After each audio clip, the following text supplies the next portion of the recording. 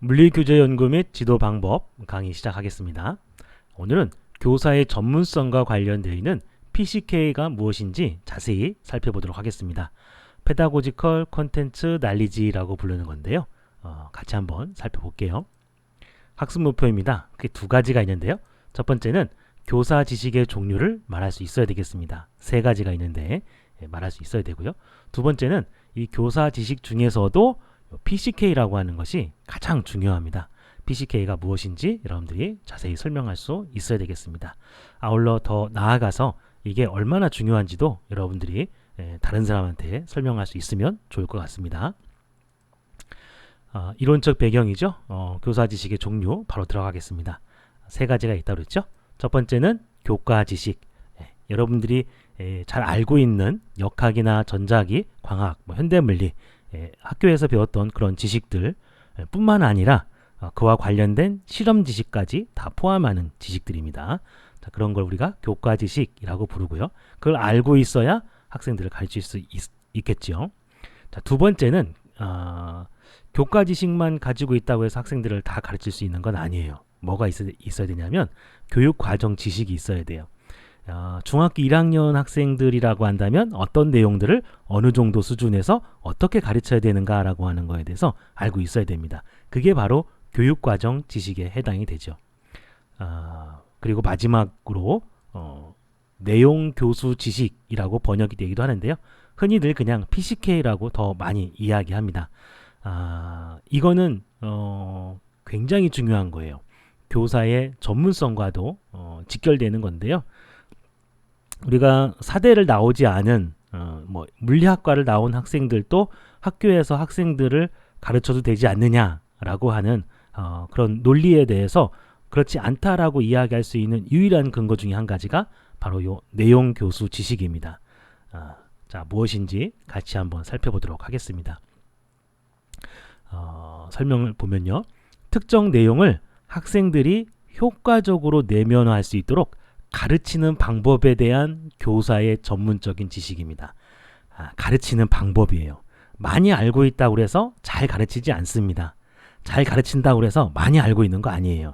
그 둘은 서로 별개의 영역입니다. 아는 것과 가르치는 건 다르거든요. 그래서 가르치는 방법에 대한 교사의 전문적인 지식이 필요합니다.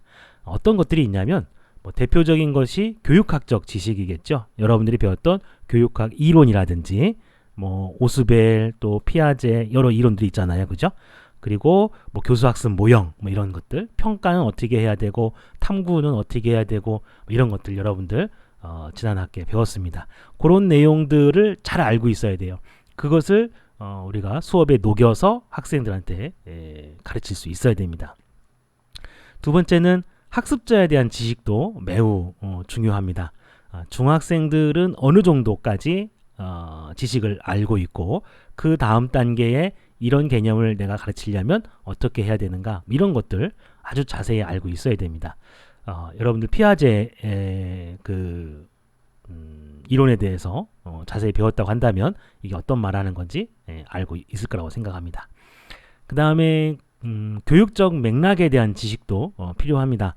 학기 초에는 뭘 해야 되고 중간고사가 있고 수행평가가 있고 어떤 그런 맥락들을 다 알고 있어야 돼요. 그래야 적절하게 가르칠 수 있습니다. 예를 들어서 5교시 끝나고 나면 애들 되게 졸리겠구나 라고 하는 것도 조금 알고 있어야 되고요. 하여튼간 학교에서 이루어지는 그 수많은 것들을 다 알고 있어야 여러분들이 비로소 제대로 된 교육을 할 수 있다라고 하는 겁니다. 교육 목표나 평가하는 방법 등등등등 이런 모든 지식들이 바로 가르치는 방법에 대한 교사의 전문성과 직결됩니다. 이런 것들을 가르치는 게 바로 사대이기 때문에 사대를 나온 학생들이 학생들을 가르쳐야 된다라고 하는 겁니다.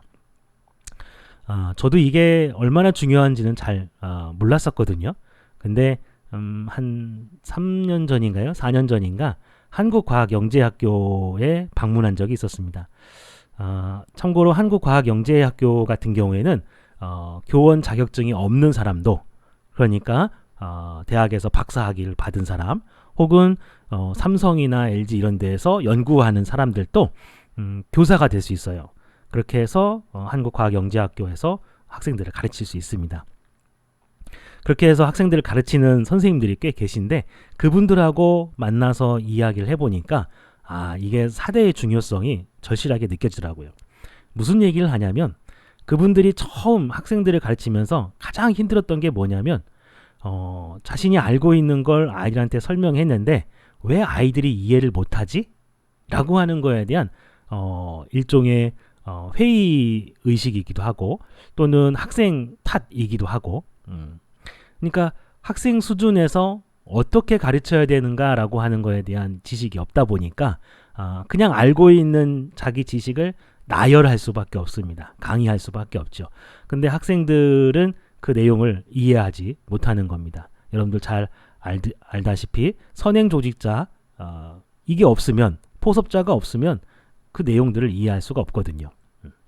그래서 그분들이 학생들의 수준을 이해해서 학생 수준에 맞춰서 가르쳐야 된다라고 하는 걸 언제쯤 깨닫냐면 빠른 사람들은 한 3년, 4년 그리고 늦은 사람들은 5년, 6년, 7년 정도 학생들을 가르쳐 봐야 내가 너무 어렵게 가르치고 있구나. 학생들 수준은 요 정도 수준이니까 이렇게 가르쳐야 되는구나 라고 하는 가르치는 방법에 대해서 드디어 이제 지식들을 쌓기 시작한다는 거예요. 그렇게 5년에서 한 10년 정도 걸린다고 이야기하더라고요. 이게 바로 사대 학생들이 학생들을 가르쳐야 되는 이유이기도 합니다. 물론 뭐 그렇지 않은 사람들도 있어요. 그죠? 어떤 사람들은 학원 가가지고 바로 스타 강사 되는 사람들도 있습니다. 물론 뭐 그런 것들은 예외로 하고 대부분은 학생들을 어떻게 가르치는가라고 하는 거에 대한 노하우를 얻기까지는 매우 긴 시간이 소요가 됩니다. 그래서 여러분들이 사대를 나온 학생으로서 자부심을 가지고 학생들을 잘 가르치려면 바로 요 내용 교수 지식이라고 하는 요 PCK가 매우 풍부해야 된다라고 하는 겁니다. 자, 이런 것들 여러분들 알고 있어야 되고요.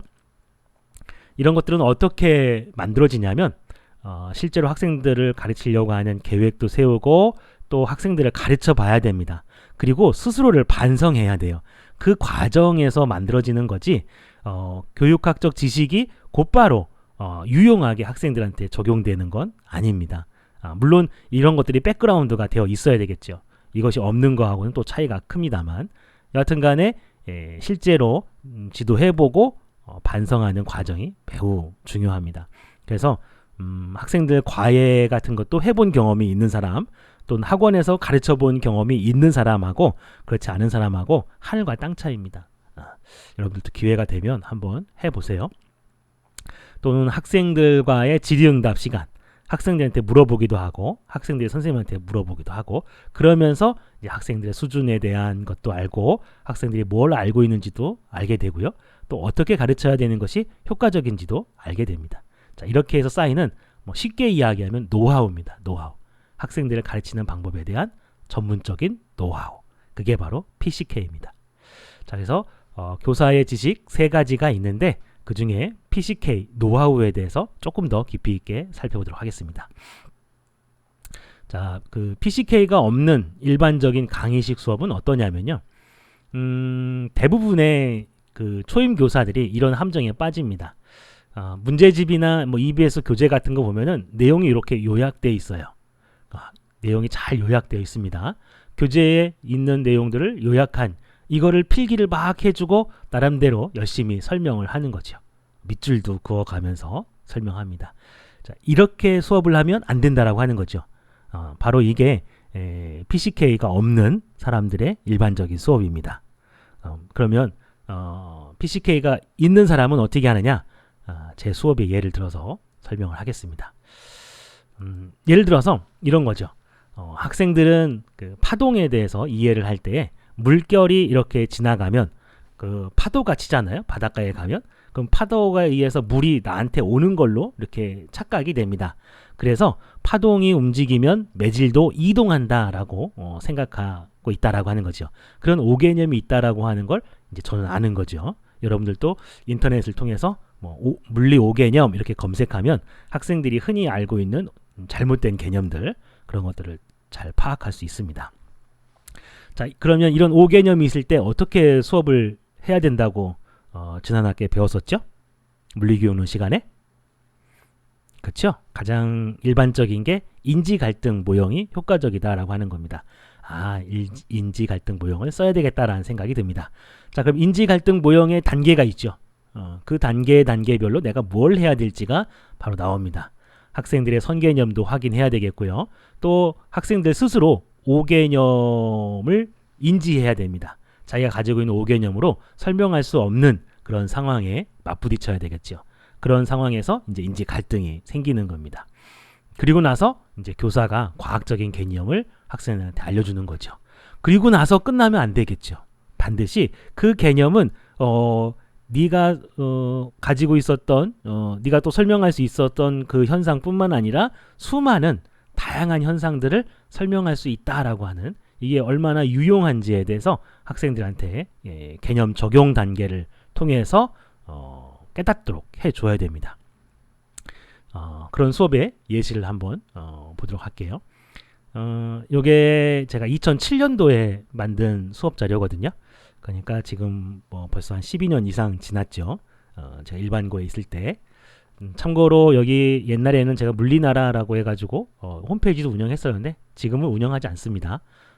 그냥 여러분들 참고로 해서 이렇게 수업하면 되는구나 라고 하는 것 정도만 대략 살펴봅시다. 그러니까 늘 수업을 하면 저는 학습 목표를 학생들한테 제시를 하고요. 이렇게. 자, 그 다음에 흥미 유발을 하죠. 자, 재미있는 영상 하나 보고 갈게요. 자, 스피커 볼륨이 점점 커지니까 달팽이가 날아가죠. 예, 스피커 광고입니다. 여러분들은 이걸 보면서 어떤 불편함을 느꼈나요? 이렇게 이제 학생들한테 발문을 하는 거죠. 그러면 여러 이야기가 나오는데 대부분은 달팽이가 날아간다라고 하는 거에 대해서 불편함을 느끼지 않습니다. 불편함을 느끼지 않고 다른 얘기를 해요. 스피커 브랜드를 얘기한다든지 또는 뭐 달팽이가 날아가는 게 어색하다든지 이런 이야기를 한다는 거죠. 5개념이 있기 때문에 그렇습니다. 바른 개념이 가지고 있으면 달팽이가 날아가는 게 굉장히 어색해 보일 텐데 아이들 수준은 그렇지 않다라고 하는 거죠. 자, 그리고 나서 이제 아이들의 5개념을 확인하는 겁니다.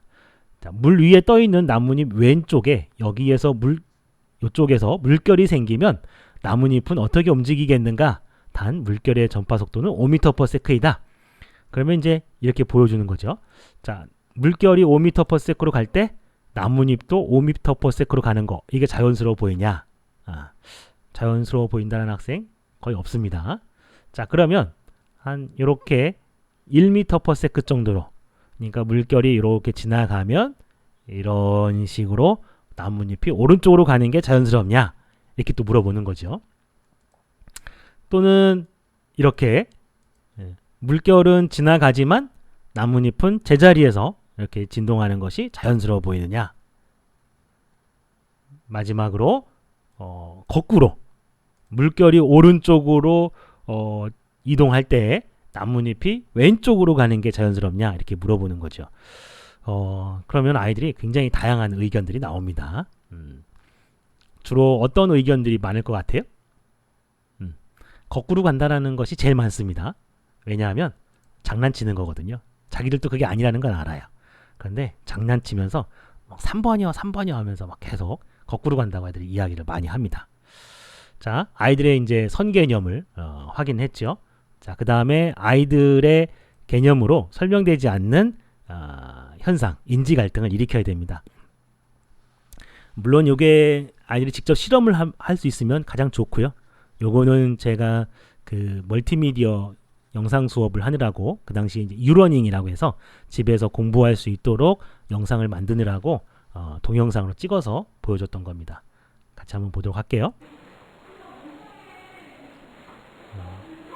물 위에다가 플라스틱 구를 띄워놓고 옆에서 물결을 저렇게 만들어줘도 플라스틱 구가 이동하지 않는다라고 하는 겁니다. 요거는 또 다른 각도에서 찍은 거고요. 네, 이렇게 이동하지 않습니다. 이거는 제가 어느 병원에 갔을 때 그 왼쪽에서 물이 막 떨어지고 있고 여기 플라스틱 구가 떠 있는데 그 물결이 막 지나가는데도 여기 움직이지 않더라고요. 그래서 이거 교수 학습 자료로 쓰면 좋겠다라고 싶어서 촬영한 겁니다. 이렇게. 아무리 물결이 지나가도 여기 물 위에 떠 있는 플라스틱 구가 물결을 따라서 움직이지 않죠. 제자리에서 움직입니다. 그죠? 그래서 학생들이 가지고 있는 개념으로는 물결을 따라서 이동한다든지 이렇게 하는 거는 자연스러운 현상이 아니구나라고 하는 걸 아이들이 느끼게 해주는 거죠. 자, 그리고 나서 이제 개념 도입을 해주는 겁니다. 파동이라고 하는 건 뭐냐면 모양이 이렇게 가는 것처럼 보이지만 실제로 매질에 해당이 되는 물이 움직이는 게 아니라 물은 제자리에서 움직인다. 그래서 파동이란 매질이 제자리에서 진동해가지고 모양이 이동하는 현상이다. 아마 교과서나 문제집이나 이런 데서는 모양보다는 에너지라는 말을 더 많이 쓸 겁니다. 일반 물리 책에도 아마 그렇게 나와 있을 거고요. 근데 에너지라고 하는 것보다는 모양이 이동한다라고 해서 설명하는 것이 아이들이 훨씬 더 이해를 잘 합니다. 그래서 매질이 제자리에 진동해서 모양 이동하는데 그 모양이 곧 에너지다. 이렇게 설명을 하는 거죠. 이런 것도 이제 일종의 PCK에 해당이 되는 겁니다. 그래서 여러분들이 보기에는 제자리에서 움직이는 것이 굉장히 어색해 보일지는 모르겠지만 일종의 물결 파동이라고 하는 것은 착시하고 똑같아서 물이 이동하는 게 아니다라고 하는 점을 강조해서 설명하는 거죠. 자, 그리고 난 다음에 어떻게 하냐면 개념 설명하고 나서 끝나면 절대 안 됩니다. 적용 단계에 가야 되겠죠. 그리고 그 적용 단계도 너무 수준이 쉬우면 안 돼요. 어느 정도 수준까지 가야 되냐면 내 수업을 들었으면 수능 문제를 풀 수 있을 정도 수준까지 가야 돼요. 이게 이제 그 정도 수준이거든요. 이게 수능에 나오는 문제의 특징입니다. X축 방향으로 진행하는 물결파의 어느 순간의 모양을 나타내는 것이다. 이 순간 물결의 P점의 운동 방향은 어디겠느냐라고 하는 건데요. 아이들이 이제 그 개념 도입 단계에서도 배웠고 물결이 지나갈 때 위에 떠 있는 플라스틱 구도 배웠으니까 A 아니면 C 정답을 이야기하겠죠. 그리고 아이들 모양이 이동하는 거 앞에서 시뮬레이션을 잘 봤던 친구들은 바로 맞춥니다. 정답이 1번이다. 이렇게 해서 수능 수준의 문제를 잘 맞출 수 있도록 개념 적용 단계에서는 여러분들이 안내를 해줘야 됩니다. 자, 그 다음에 이제 이걸로만 끝나면 안 되죠. 조금 더 일상생활적인 걸로까지 파고 들어가면 더 좋습니다.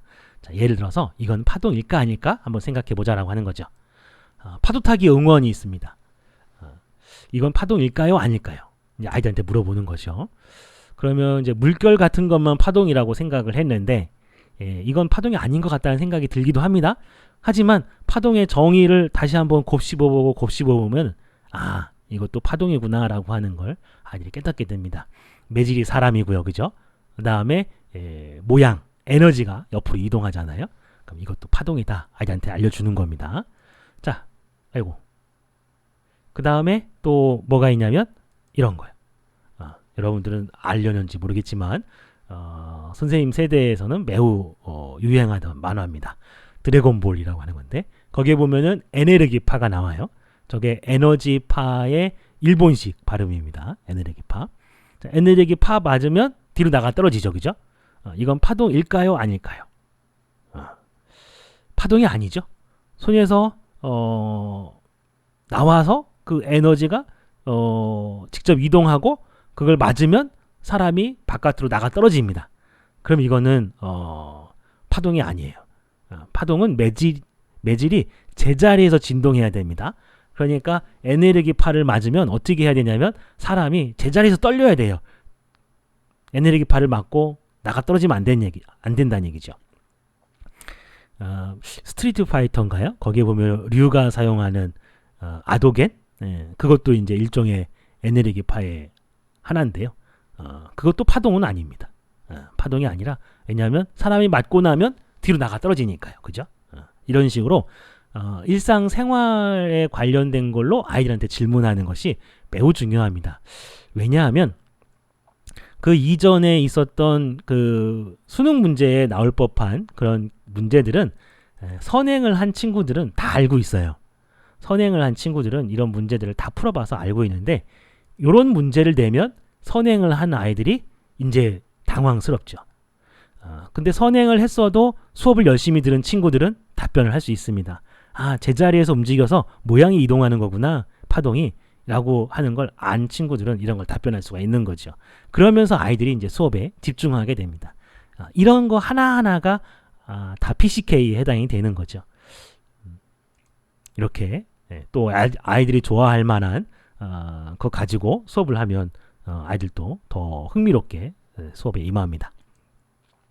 자, 그리고 뭐 이런 것들은 여러분들 아니까 그냥 넘어가겠습니다. 이게 횡파하고 종파하고가 있다라고 하는 거, 이것도 다 제자리에서 진동해서 모양이 옆으로 가는 것 중에 하나다.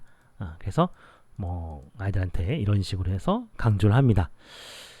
그리고 이것도 설명할 때 뭐 횡파의 종류가 여러 가지가 있고 종파의 종류가 여러 가지가 있는데, 대부분 이제 어떻게 가르치는 게 효과적이냐면 종파를 외워라. 왜냐하면 종파는 몇 개가 안 돼요. 대부분은 다 횡파입니다. 물결파, 지진파, S파, 전자기파, 뭐 그 전자레인지에서 나오는 마이크로웨이브, 그 다음에 엑스레이, 뭐 등등등등, 뭐 걔네들도 전자기파의 일종이긴 하지만 여하튼간에 수많은 종류의 파동들은 거의 대부분 다 횡파거든요.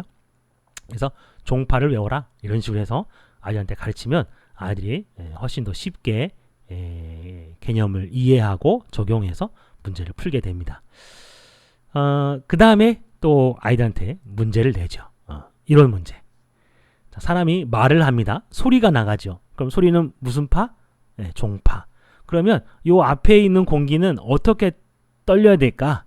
제자에서 떨리는 건데, 이렇게 A, B 어느 방향으로 떨려야 되느냐? 이 사람 말할 때 머리 위에 있는 공기는 어디로 떨려야 되는가라고 하는 거죠. 이런 문제는 여러분들 아무리 문제집을 찾아봐도 없습니다.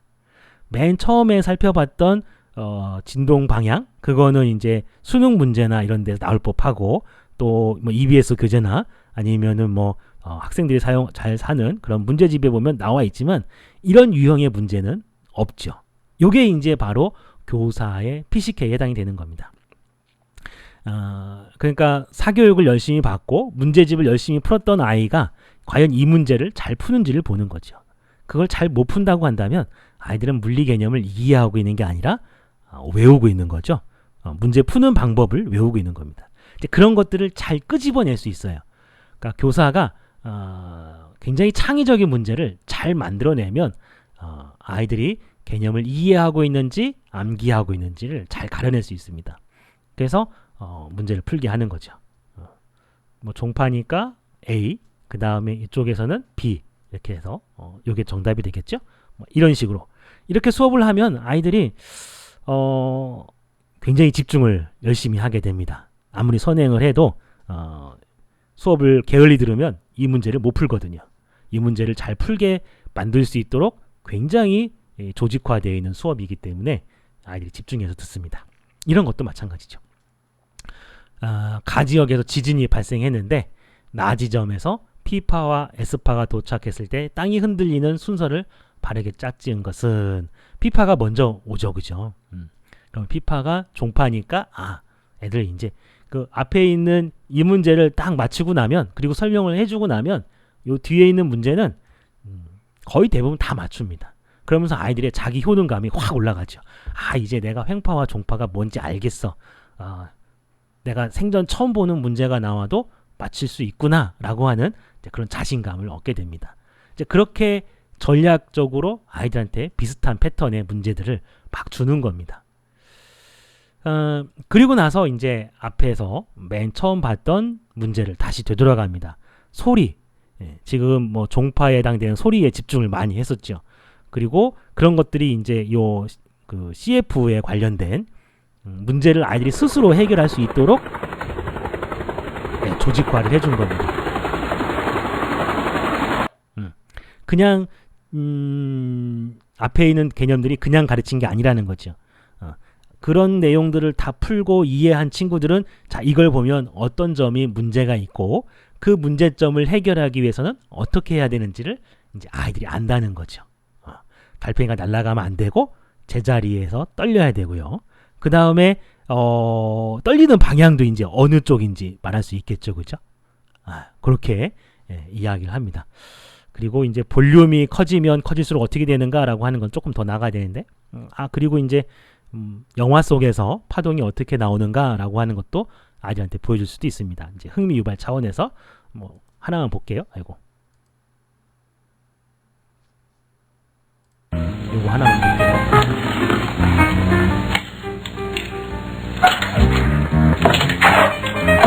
파동을 찾아보세요.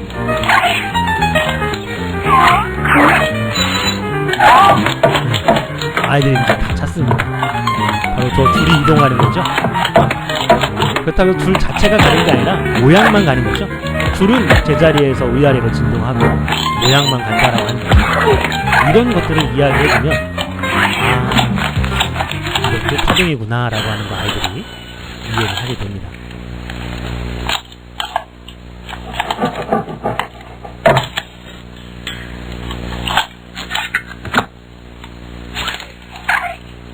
불쌍해 보이죠? 의기소침해 있습니다.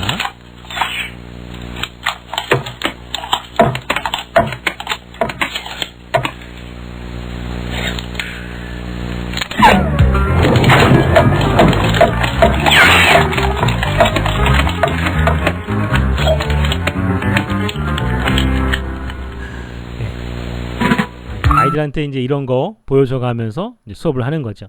그래서 학습 내용을 충분히 이해한 학생들은 이런 것들을 아주 잘 재미있게 보게 됩니다. 뭐 그 이하 내용들은 생략하도록 하겠습니다. 이런 식으로 수업을 하고요. 또 이제 사례 두 가지를 더 이야기를 하고 마치도록 하겠습니다. 이건 좀 짧게 갈게요. 아이들한테 관성의 법칙을 설명하는데, 참고로 관성의 법칙은 중학교 때 배워요. 그래서 고등학생이 된 이 아이들은 관성의 법칙 다 알겠구나 이렇게 생각을 할 수 있겠죠. 그래서 아이들한테 관성의 법칙을 알고 있는지 물어봅니다. 갑자기 출발하면 이 안에 타고 있는 사람은 어떻게 될까? 아이들한테 물어보죠. 그럼 아이들 버스 뒤로 간다 잘 맞춥니다. 그 다음에 버스가 막 가다가 갑자기 멈추면 어떻게 될까? 라고 아이들한테 물어보면은 또 역시 마찬가지로 갑자기 멈추면 이렇게 앞으로 사람이 가는 거 잘 맞춥니다. 이것만 넣고 보면은 아이들이 관성을 잘 아나? 이렇게 생각이 들기도 하죠. 자, 이런 것도 물어봅니다. 여기 위치 에너지라고 되어 있는데 이거 잘못 되어 있는 겁니다. 옛날에 제가 만들어가지고 이렇게 빙글빙글 돌리다가 이걸 탁 놓으면 어떻게 될까? 아이한테 물어보는 겁니다. 그러면 아이들 접선 방향으로 날아간다 이렇게 아주 대답을 잘 하죠. 이 아이들은 관성을 제대로 알고 있는가 보다 라고 이렇게 생각할 수도 있는데, 이 문제를 물어보는 순간 무너집니다. 무중력 상태에서 이 연필을 들고 있다가 놓는데 손이 부들부들 떨려가지고 떨다가 놓으면 어떻게 될까? 라고 이제 아이들한테 물어보니까 어떻게 대답했을 것 같아요? 거의 모든 학생들이 제자리에서 떤다라고 답변을 합니다. 그렇지 않죠? 마지막 놓는 순간의 방향으로 등속 직선 운동을 합니다. 여러분들은 이제 제대로 알고 있어서 그런 건데, 계속 아래로만 가네요. 이렇게 위로 갈 수도 있습니다. 이런 식으로 그 관성의 개념을 제대로 알고 있는 게 아니라고 하는 거죠. 아이들한테 물어봤습니다. 왜 제자리에서 떨 거라고 생각하냐? 그랬더니 운동 상태를 유지하는 게 관성 아닌가요? 라고 이야기하는 거죠. 그러면 아까 원운동 하다가 딱 놓을 때 접선 방향으로 날아가는 거는 그건 운동 상태가 접선 방향이었기 때문에 접선 방향이라고 이렇게 이야기하는 거죠. 이게 오개념이 있구나. 그래서 이렇게 원운동 하던 물체를 잡고 있다가 탁 놓았을 때 접선 방향으로 날아간다라고 응답을 했다고, 그래서 얘네들이 관성에 대한 오개념이 없는 게 아니구나라고 하는 걸 깨닫게 됩니다. 이런 걸 이제 알려면 학생들한테 자꾸 물어봐야 됩니다. 자꾸 물어보고 시켜보고 해야 돼요. 그래야 아이들이 이런 오개념이 있다라고 하는 걸 깨닫게 됩니다. 그러니까 아이들이 그걸 알고 있는 것이 개념을 이해해서 알고 있는 게 아니라 사례를 암기한 겁니다. 그래서 한 번도 접해보지 않은 사례를 선생님이 예로 들어서 질문을 하면 여지없이 함정에 폭폭 빠져버리는 거죠.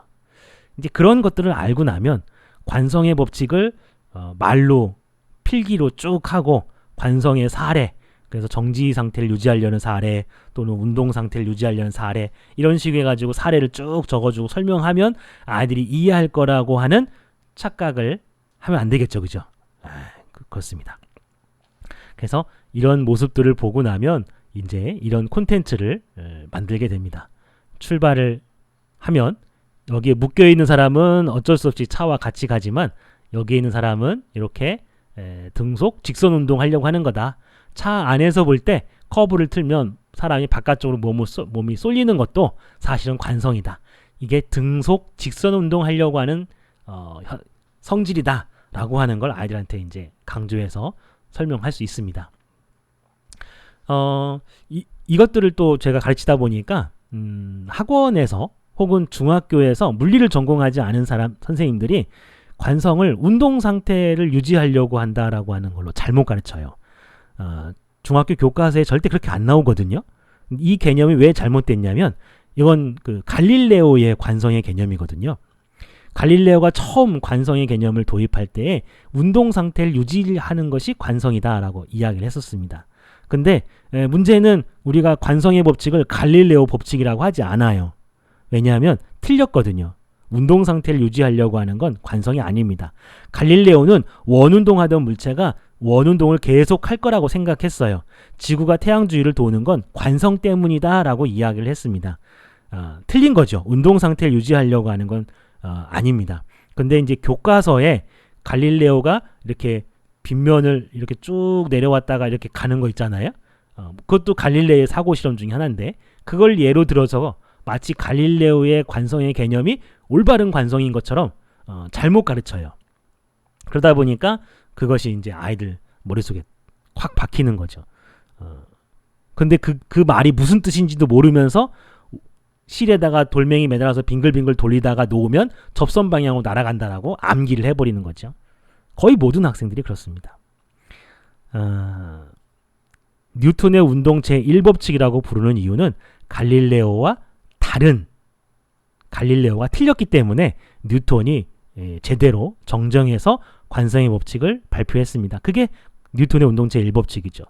정지해 있던 물체는 정지해 있으려 하고 운동하던 물체는 등속 직선 운동하려고 한다라고 하는 거죠. 합력이 0일 때.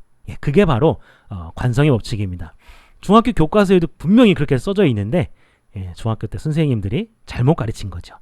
이런 것들을 깨닫게 됩니다. 아이들하고 막 대화를 해보게 되면. 그래서 이런 것도 만들게 되죠. 대부분 관성의 법칙 하면 뭐 버스라든지 아니면 컵에다가 종이 올려놓고 그 위에 동전 올려놓은 다음에 휙 잡아 당기는 거, 뭐 먼지 터는 거 이런 것들을 예로 들죠. 근데 저는 이런 걸 예로 들어서 설명을 합니다. 책상이 이렇게 있는데 옆에서 밀었어요. 그랬더니 움직이지 않습니다. 그러면 내가 미는 힘하고 마찰력하고 누가 더 클까? 라고 아이한테 물어보는 거죠. 열의 8은 마찰력이 더 크다고 답변을 합니다. 아이들은 합력이 0이라고 하는 것이 무슨 의미인지를 몰라요.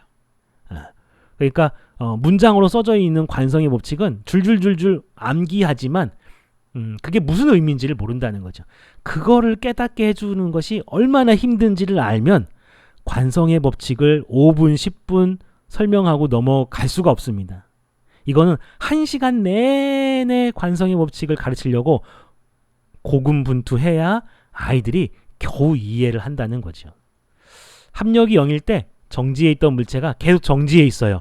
정지해 있던 물체가 계속 정지해 있으면 그 합력이 0이라는 뜻이거든요. 그죠? 이런 이야기들을 아이들한테 해줄 수 있다라고 하는 겁니다. 이것도 교재에 안 나와 있어요.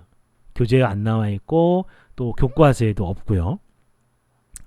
하지만 교사가 아이들의 개념을 정확하게 이해시켜 주려면 이런 설명이 필요하구나 라고 하는 것도 깨달을 수 있습니다. 이런 건 어떻게 깨달을 수 있냐면 아이들하고 끊임없이 상호작용을 해야 돼요.